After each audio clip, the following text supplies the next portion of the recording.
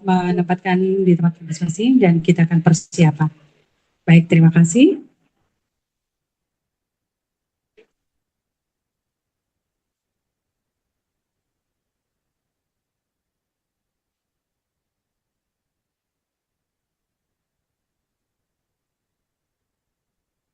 Kami ucapkan selamat datang kepada Bapak Kapolda Sumatera Selatan, Bapak Irjen Pol Andirian R. Jayadi, SIK MH, yang telah berkenan hadir pada ruang konferensi pers pengungkapan peristiwa pengerusakan dan pembakaran kantor pemerintahan serta fasilitas umum di wilayah hukum Sumatera Selatan.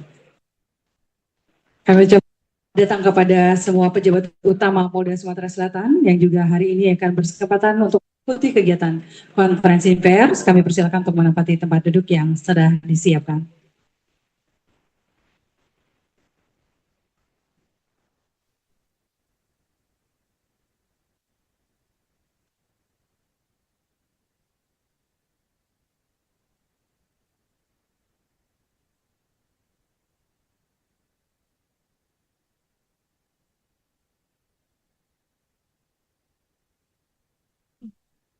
Kami persilakan untuk melaksanakan kegiatan konferensi pers pengungkapan peristiwa pengerusakan dan pembakaran kantor pemerintahan serta fasilitas umum di wilayah hukum Polda Sumatera Selatan.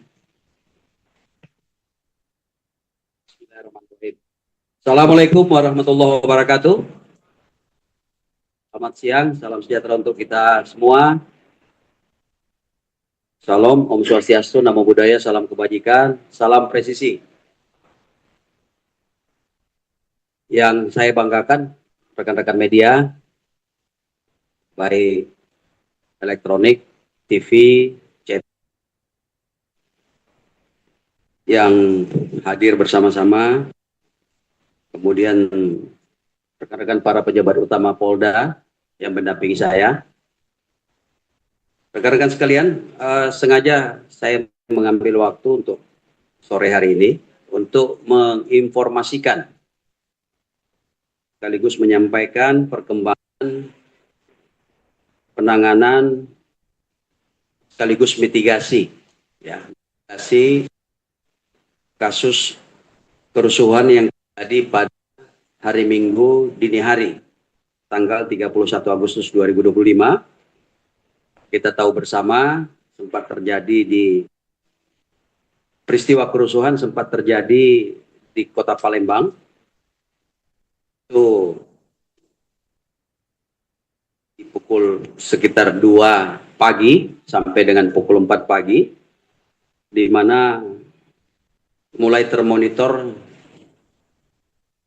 melalui comment center, pantauan CCTV, adanya konvoi sekitar 500 kendaraan bermotor, ya, kendaraan roda 2, kemudian berkerumun dan terkonsentrasi di depan kantor DPRD Sumatera Selatan, Kota Palembang, Jalan POM 9.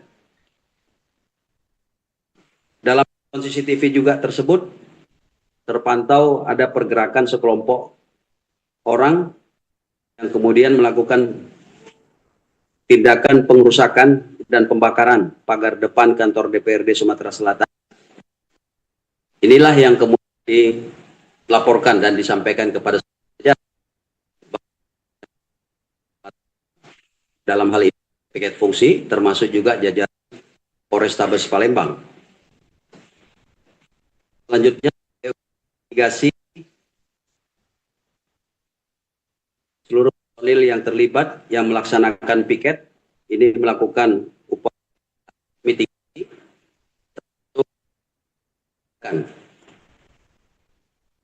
Kita tahu bahwa rangkaian peristiwa ini terjadi antara pukul 2 pagi sampai dengan pukul 04.30.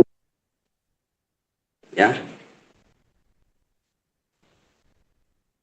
Peristiwa sudah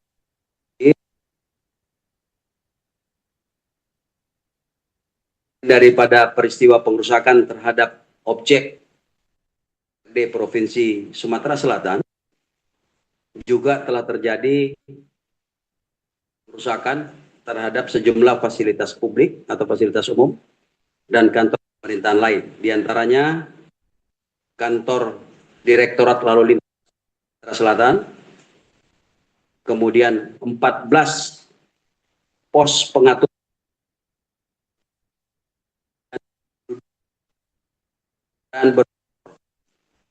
kendaraan bermotor, ada mobil, ada sepeda motor. Yang sama dari proses mitigasi dan jajaran Palembang itu berhasil diamankan sebanyak 64 orang, terdiri dari 42 orang Polda, orang yang diamankan jajaran Sabes.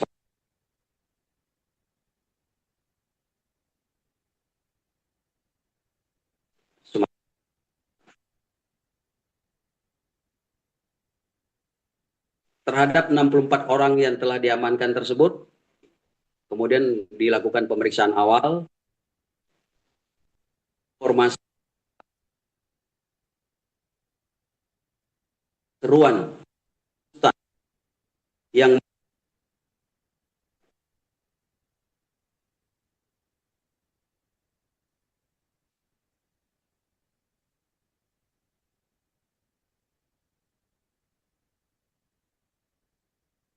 bersifat provokatif melalui platform Facebook.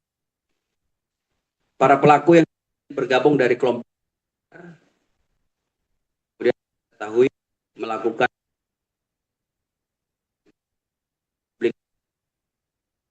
ada kemudian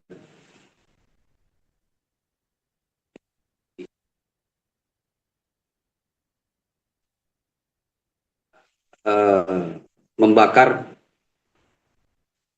dengan menyulut langsung terhadap beberapa objek yang saya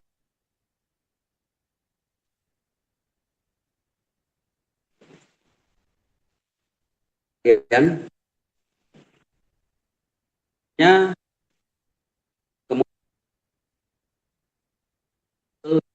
jajaran tidak orang tadi, ya. Kemudian dalam pelaksanaannya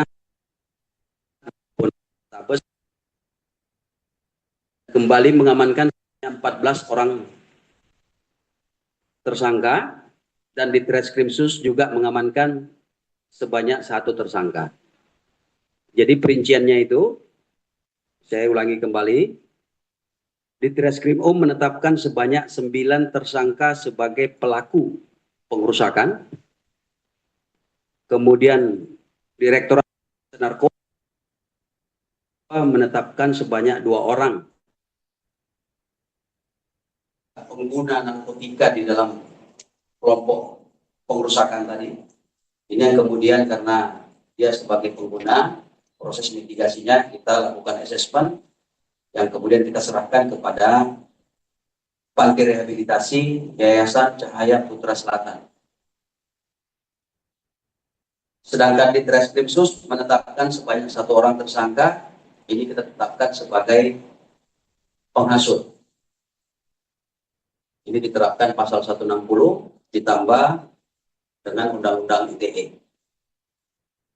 Dari 64 orang yang diamankan ini, 52 orang yang tidak terbukti ikut melakukan pengerusakan ataupun penghasutan, ini kemudian dikembalikan kepada pihak keluarga.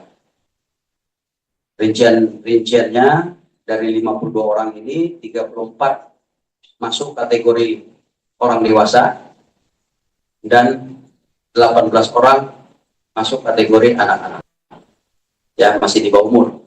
Jadi ada 18 orang yang masih di bawah umur. Ini tentu menjadi concern khusus bagi Polda Sumsel dan kita semua, karena menurut konstitusi dan undang-undang kita ini harus dilakukan mitigasi sesuai dengan ketentuan yang ada. Rekan-rekan sekalian, kita tahu bahwa peristiwa yang berujung tindakan kriminal ini tidak berhenti sampai di situ. Kita ketahui bersama bahwa pada hari Senin, tanggal 1 September, itu ada aksi, ya, unjuk rasa dari elemen mahasiswa. Alhamdulillah, dalam kesempatan ini saya mengucapkan kembali rasa bangga saya, rasa terima kasih saya kepada adik-adik mahasiswa yang telah berhasil melaksanakan aksi penyampaian pendapat di muka umum dengan sangat tertib. Dengan sangat tertib, di mana dalam pelaksanaannya kita kawal penyampaian pendapatnya juga di muka umum bisa diakomodir, langsung diterima oleh Ketua DPRD Provinsi Sumatera Selatan, yang kemudian berjanji dan sudah ditindaklanjuti. Mungkin rekan-rekan media juga tahu, paham bahwa perwakilan tadi juga sudah dibawa ke Jakarta untuk dipertemukan. Jadi membawa aspirasi dan langsung dipertemukan dengan legislatif di DPR RI. Dalam proses aksi penyampaian pendapat di muka umum oleh elemen mahasiswa ini, ternyata ada percobaan penyusupan juga, karena terbukti jajaran Polda Sumsel dan Polrestabes kembali mengamankan 4 orang, di mana dari 4 orang ini 3 diantaranya di bawah umur. Tapi pada saat diamankan, yang bersangkutan membawa badik, membawa param, kemudian 1 diantaranya yang dewasa ini bahkan membawa molotov, sudah menyiapkan molotov. Tinggal mereka kalau berhasil upaya penyusupannya, kemudian aksi itu berhasil disusupi dan berkembang menjadi aksi anarkis, ini tentu akan terjadi peristiwa-peristiwa yang tidak kita inginkan. Rekan-rekan sekalian, kemudian pada tanggal 6 September 2025, kembali Polrestabes Palembang melakukan pengembangan dan kembali mengamankan 7 orang tersangka sebagai pelaku pengerusakan. Kemudian diikuti pada tanggal 11 September 2025 juga oleh Polrestabes Palembang. Dari hasil pengembangan dan hasil pemeriksaan itu kembali diamankan 2 orang tersangka sebagai pelaku pengerusakan. Kemudian pada tanggal 16 September 2025 juga kembali diamankan 1 orang tersangka yang tidak hanya sebagai pelaku pengerusakan, tetapi juga dia disangka melakukan penghasutan, ya, atau yang menggerakkan. Rekan-rekan media yang saya banggakan, bahwa ternyata pada saat tanggal 1 September 2025 ini beberapa aksi yang diinisiasi oleh rekan-rekan atau adik-adik kita mahasiswa ini tidak hanya dilakukan di Palembang, tetapi juga dilakukan di Kota Lubuk Linggau, kemudian Kabupaten Musirawas, kemudian juga di Kabupaten Ogan Komering Ulu. Ini juga terjadi perkembangan yang tidak kita inginkan di Kabupaten Ogan Komering Ulu. Jadi terjadi aksi anarkis pasca atau setelah dilaksanakannya penyampaian pendapat di muka umum oleh adik-adik mahasiswa kita. Ini kemudian muncul pelaku-pelaku pengerusakan atau kerusuhan yang menggunakan material-material yang ada di jalan, yang kemudian digunakan untuk menyerang atau melempari petugas, termasuk gedung DPRD Kabupaten Ogan Komering Ulu. Mereka tidak hanya menyerang petugas, tetapi juga tidak hanya menyerang petugas dan merusak kantor DPRD, tetapi juga merusak 1 unit kendaraan dinas Polres Oku, yaitu truk Dalmas Polres Oku. Dari peristiwa tersebut, Polres Ogan Komering Ulu telah mengamankan 12 orang yang kembali lagi kita sayangkan bahwa 12 orang yang diamankan itu 11 diantaranya berusia di bawah umur, masih kategori anak. Oleh karena itu proses mitigasinya kembali kita melibatkan stakeholder terkait dan kita kembalikan atau kita pulangkan kepada keluarganya.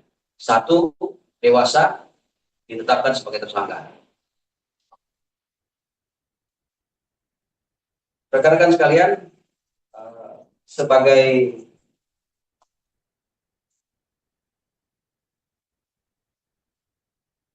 kesimpulan, total keseluruhan yang diamankan pada saat kejadian itu sebanyak 90 orang, ya. Jadi dari peristiwa tanggal 31, 1, kemudian ada kegiatan pengembangan di tanggal 6 September, 11 September, dan 16 September. Itu ada 90 orang yang telah diamankan dengan tindak lanjut yang sudah ditetapkan tersangka sebanyak 25 orang, terdiri dari 22 dewasa dan 3 anak. Ya. Penanganannya ini tersebar di Direktorat Reserse Kriminal Umum Polda Sumatera Selatan ada 9 tersangka. Di Direktorat Reserse Kriminal Khusus 1 tersangka. Kemudian Polrestabes Palembang ada 14 tersangka dan Polres Ogan Komering Ulu 1 tersangka. Tadi sudah saya jelaskan di depan, ada 2 dari pelaku kerusuhan yang kemudian terbukti mengkonsumsi narkoba, itu sudah dilakukan rehabilitasi ke Yayasan Cahaya Putra Selatan. Kemudian yang dikembalikan kepada keluarga sebanyak 63 orang, terdiri dari 34 dewasa dan 29 anak-anak atau usia di bawah umur. Saya kira demikian rekan-rekan yang bisa saya sampaikan. Ini menurut saya patut kami sampaikan biar masyarakat Sumatera Selatan khususnya Kota Palembang juga tahu, dan juga sebagai keterbukaan informasi makanya kami mengundang rekan-rekan media, kemudian kami melakukan press release pada hari ini. Sekali lagi dalam kesempatan ini saya ingin menyampaikan terima kasih dan penghargaan setinggi-tingginya kepada seluruh masyarakat Sumatera Selatan yang telah bersama-sama dengan kita semua sama-sama menjaga dan memelihara situasi Kamtibmas di Sumatera Selatan ini tetap kondusif sampai dengan saat ini. Saya kira demikian rekan-rekan yang dapat saya sampaikan. Saya akhiri. Wabillahi taufiq wal hidayah. Wassalamualaikum warahmatullahi wabarakatuh. Ada pertanyaan kah? Ya. Kasih mikrofon. Jenderal, ini kan kerusuhan ini kayaknya sudah mempersiapkan bom molotov, mungkin sudah disiapkan dari jauh-jauh hari. Terus ajakan seperti apa yang diketik di medsos itu? Apakah mungkin ada jenis upah atau diberi uang mereka ini atau seperti apa?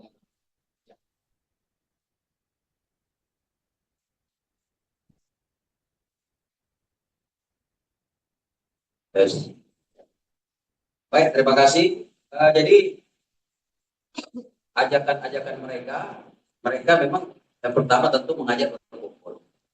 Kemudian mereka menetapkan sasaran untuk melakukan penggerundukan sekaligus pengrusakan di kantor DPRD dan beberapa fasilitas publik lain.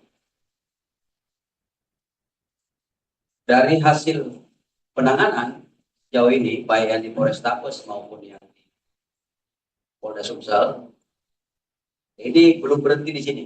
Ini masih berkembang terus. Ada beberapa akun yang masih kita tracing, kita lakukan pendalaman, kemudian kita kejar untuk pelakunya. Di dalam salah satu akun itu sendiri, kemudian ada grup. Itu memang di situ ada yang mengajarkan untuk membuat molotov yang tujuannya mempersiapkan diri untuk aksi tersebut. Jadi dari rangkaian keterangan yang diperoleh oleh rekan-rekan penyidik, baik di Polda maupun Sumatera Selatan, kita tahu bahwa memang aksi ini itu sudah direncanakan.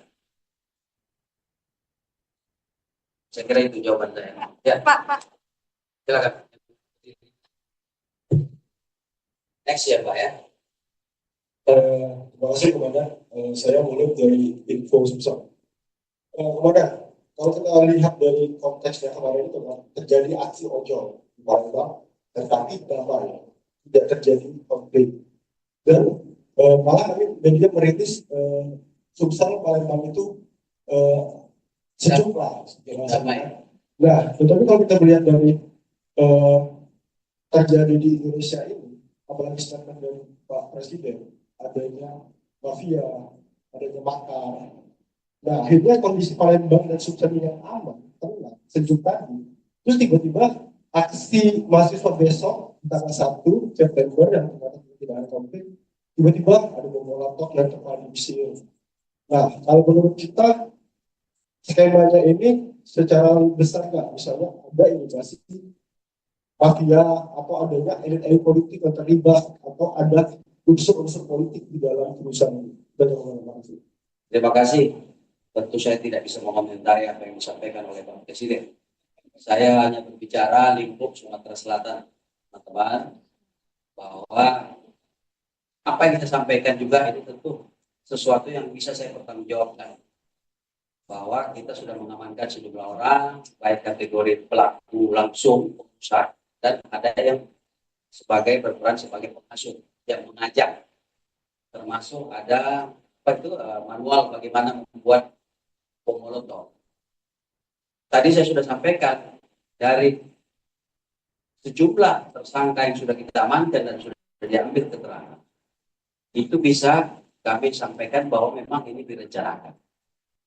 Terkait dengan aktor dan sebagainya, ya tentu saya katakan tadi juga bahwa ini belum berhenti.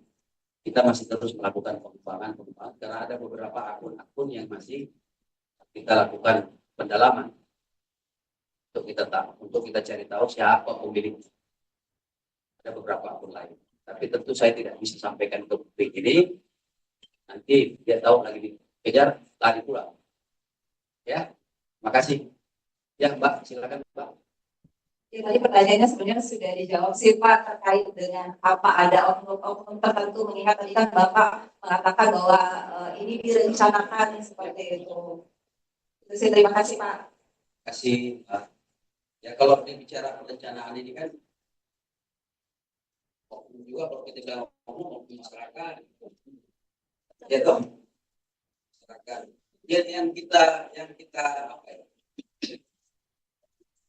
Miriskan, yang kita sayangkan itu bahwa dari sejumlah pelaku itu masih kategori anak di bawah umur.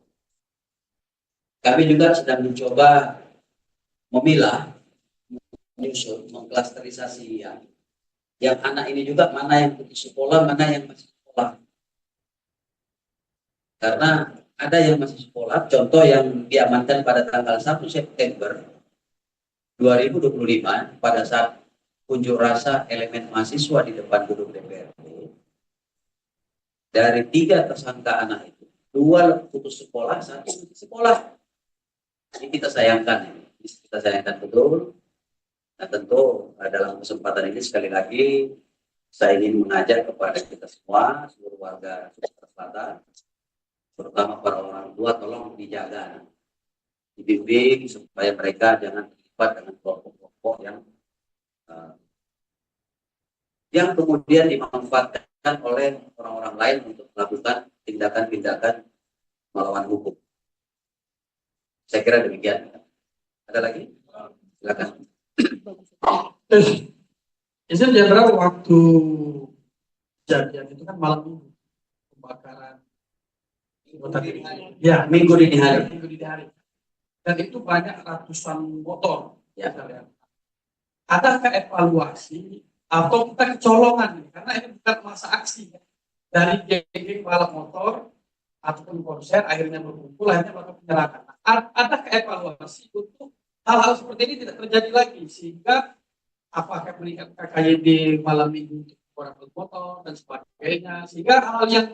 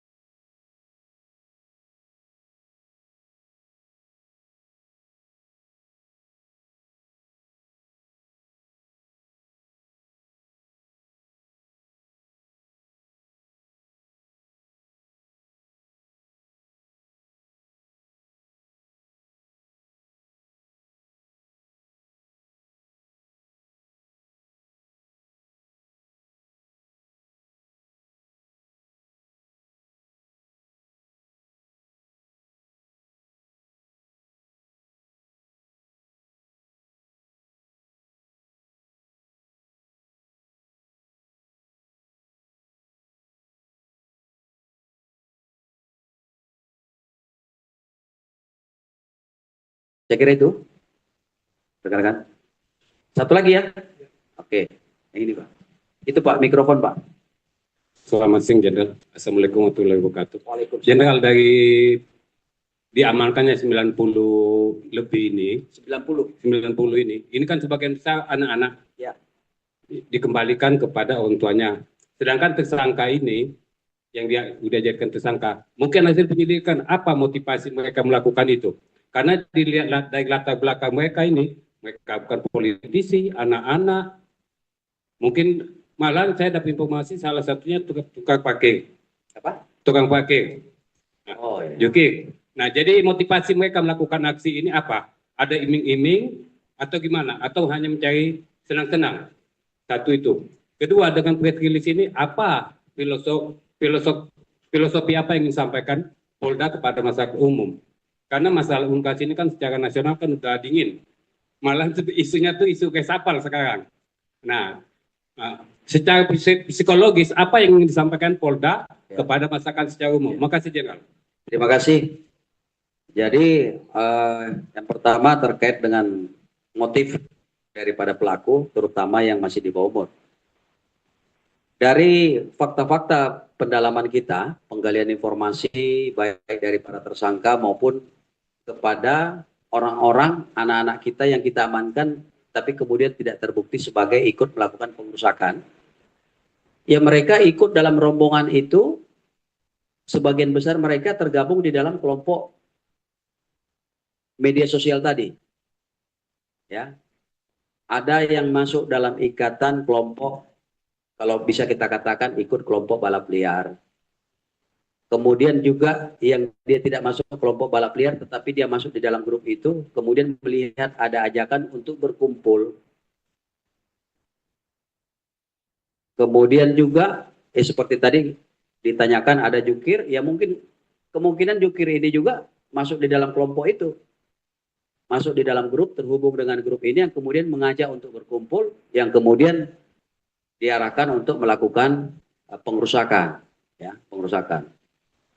Makanya tidak semuanya kita tetapkan tersangka, karena kita melihat dari didukung dengan beberapa bukti, baik bukti elektronik, itu kemudian kita tetapkan 25 orang yang kemudian menjadi tersangka dari 90 orang itu. Tidak semuanya, ya ibaratnya mungkin ada kelompok sepeda motor lewat, dia masih anak-anak, dilihat situ ada yang berjalan, rasa ingin tahunya muncul, ikut di rombongan itu, Pak.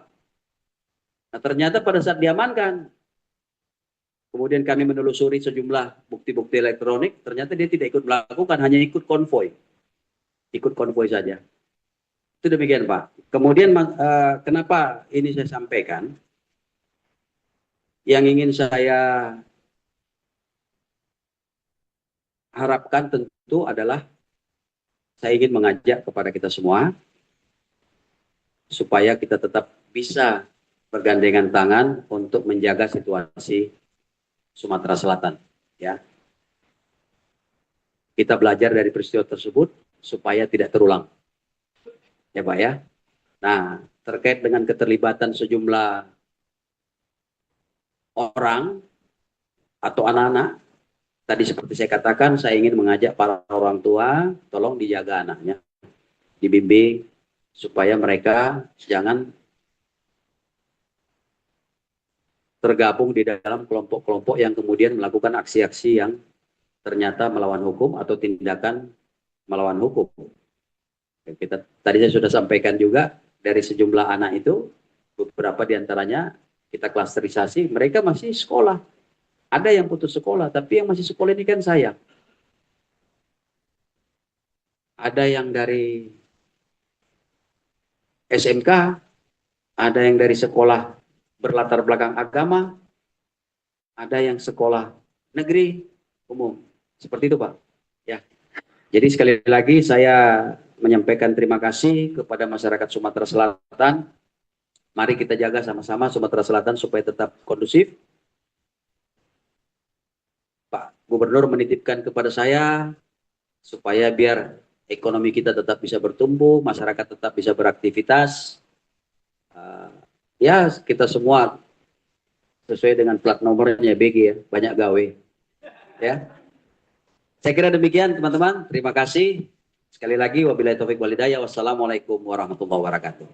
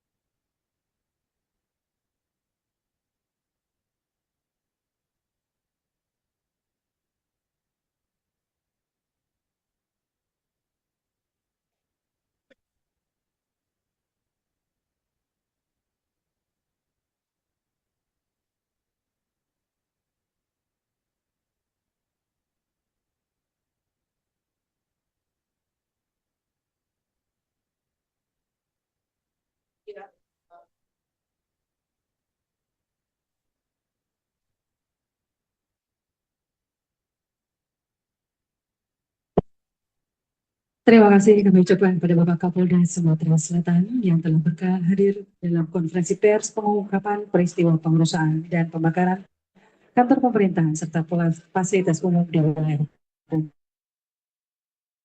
Polda Sumatera Selatan. Dan kami ucapkan juga terima kasih kepada rekan-rekan media yang sudah berkenan juga mengabadikan kegiatan pada hari ini dan kiranya kita dapat menjaga stabilitas keamanan di wilayah hukum Polda Sumatera Selatan.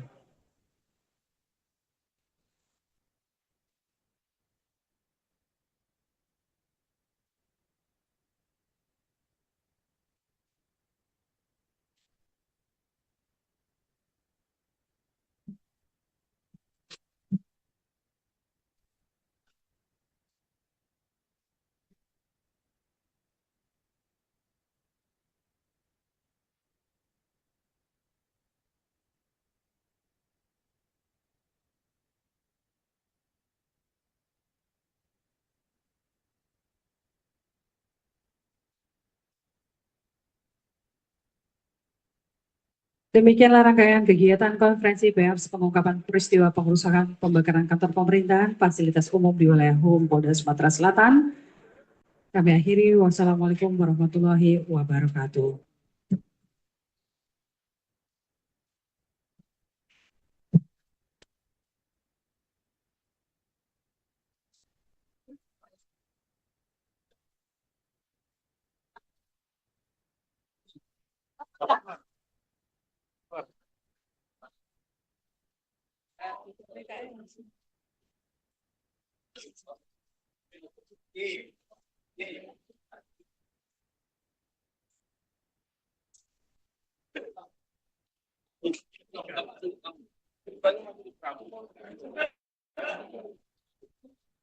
Prabu lagi.